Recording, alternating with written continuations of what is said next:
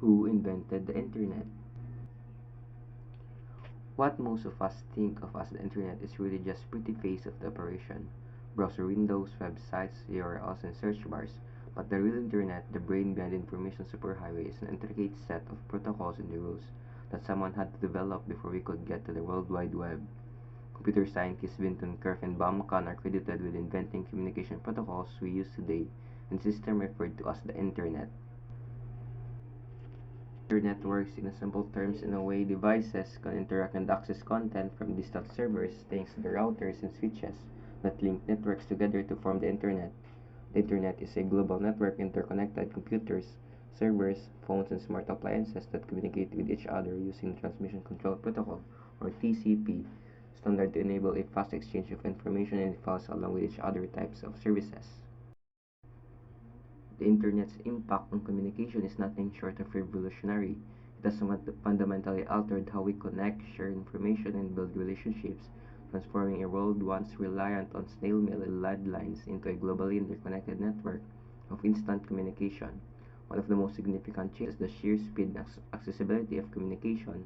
Instant messaging and email, social media platforms allow us to connect with individuals across continents in real time. Three major milestones in the history of Internet.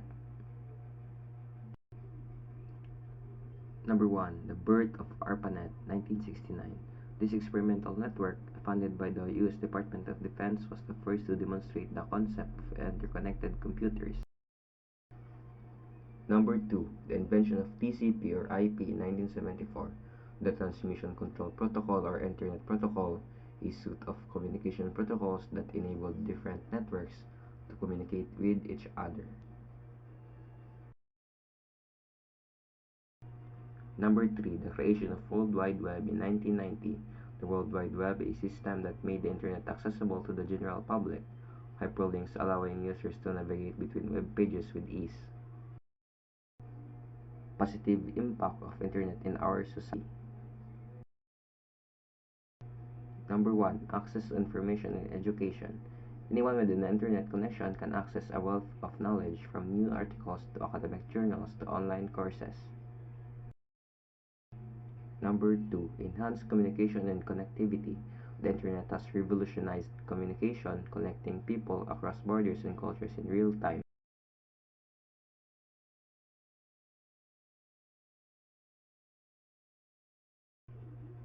Negative impact of internet in our society. Number 1. Cyberbullying and online harassment. This involves spreading rumors, posting hurtful comments, sharing embarrassing photos or videos, and sending threatening messages. Number 2. Misinformation and fake news.